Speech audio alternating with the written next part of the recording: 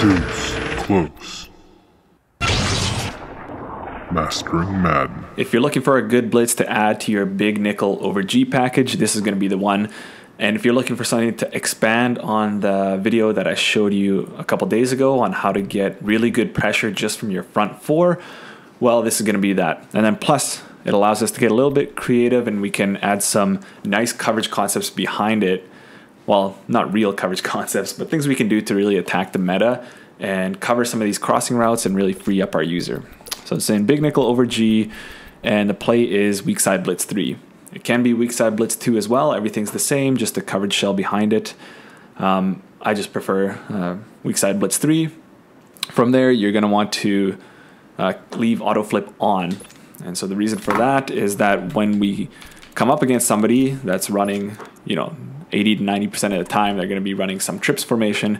We want the blitzing safety to come down on the running back side. So just for the purposes of demonstration, I'll come out in one of these plays that has a running back blocking. And so it'll be like this. See that safety comes down right by the running back.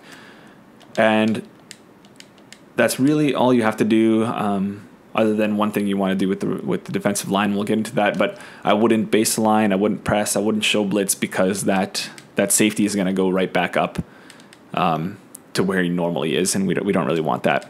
So if you remember from the previous video, just rushing 4, if we slant our line, and this play already has the line slanted for you, this defensive tackle, I put Beasley here because you usually want somebody really fast.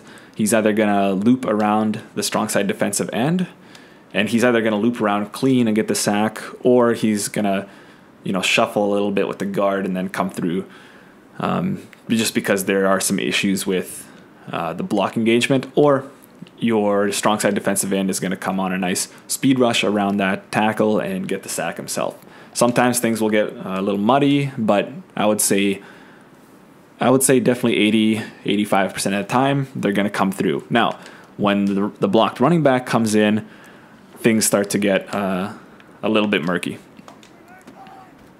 So you see there we got the speed rush, but the running back came in. So then against a situation where you have a blocked running back, that's where this extra blitz is going to come in. So you'll want to keep an eye on that if your opponent's keeping that running back into block, and a lot of these better players are doing that. You're going to want to come with this to be a little bit more consistent with that blitz.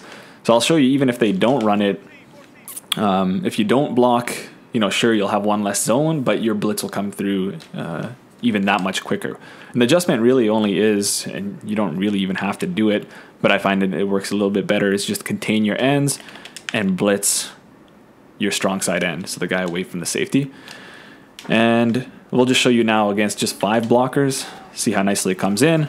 That cornerback is going to come in. We don't even need to worry about the stunting guys. So yeah, the cornerback comes through nicely there, or sorry, I should say this, the strong safety. But in most cases where your opponent is actually blocking the running back, and they will do that if they see your safety spinning down here and getting into this blitz assignment, they're most likely going to block their running back.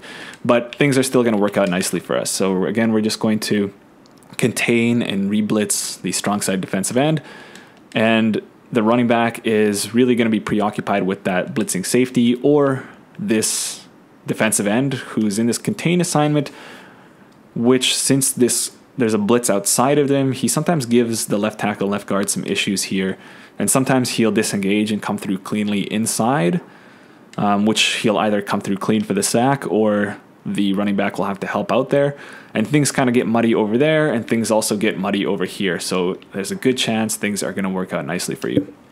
So against block running back, let's see how it works out. So you see that guy, he got a little bit bugged out there, but he came in. So let's just show that again. Okay, see how fast he came in through there. Actually, that time Russell Wilson did a nice job at breaking 2 sacks at the same time. Let's just check out the instant replay there. So we came through clean on the stunt here, and also the running back kind of didn't really know what he was doing, and the blitzing safety also came through there. So you see a lot of things can happen here, and I would say 80 to 90%, it's going to be something good for you. So again, block running back similar to the 3-3-5 odd crossfires. You can block your running back, but you know, the blitz can still come through a lot. And what we're doing here is really just giving us a lot of options on the left, on the right. So, you know, if something good happens on one side, you get that. Something good happens on both sides, you get what we saw previously. Sometimes they won't come through, but a lot of times they will. So yeah, I like that a lot. See, again, he came through there. And the running back, normally he would have came and picked him up, but he was preoccupied with the blitzing safety here. So that's the blitz for you. Okay, so if you're noticing block running back, that's going to be really nice for you. The other thing that we can do that's nice with this, and we're going to come out in this pat sail here. We don't have to blitz him every single play. So we can leave, you know, our basic adjustment that we had before, where we have the looping stunt here, we have a spy, or, you know, you could put this guy in a hook curl or something like that. But you can use this guy to cross man across the formation. So we can man him up on a crossing route, in this case, the pat sail. You know, when they put this guy on the slant, he's going to do a good job of covering that. So let's just run it how normally it is. And by the way, what's a nice added touch with this is that cover 3 match, this corner does the best job out of anything, out of any man or zone, at following this post route. Now this is, I think, Brandon Marshall here, so it's not going to be a good demonstration because he's slow. But trust me when I say it, even against the better wide receivers, assuming you have a comparable cornerback, he's going to be able to keep up with him stride for stride. Okay, so let me just show you how that works out. And sometimes you'll actually bug out this slant here, and then he'll kind of stop there. But assuming that your safety is decently fast, he's going to run with him stride for stride. Now the only kind of wonky thing about this is that if you have a slant here and a drag underneath, this, let me put him there. This cornerback will actually abandon the post route and cover grass. So that's something you really got to watch out for. I'll just show you here what I mean by that. Hopefully the blitz doesn't come through. That time he ran with it. But sometimes this guy will abandon the post route, in which case you as a user are going to have to take care of that post route yourself. So I would say with this cross man, you can pretty much forget about that slant as a user.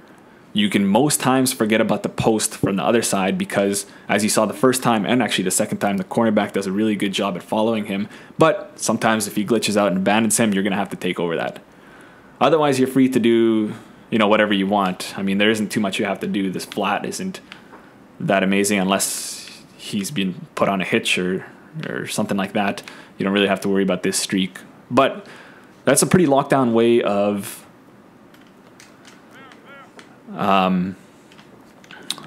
covering this pat sail. I think is probably the best way that you could possibly cover it. And then you don't have to do that every time. Sometimes you can just send the heat, and you see that speed rush animation, and there's no running back there to block because he has to cover the other side. Okay, so not bad, right? And I'll show you against trips tight end as well. So I'll go ahead, big nickel.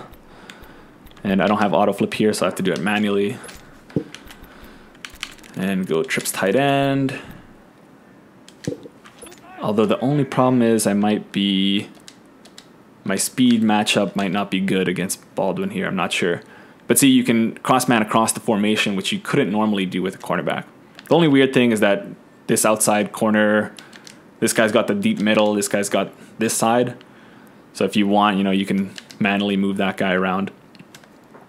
But you can see here how this safety does actually a really good job at covering that cross.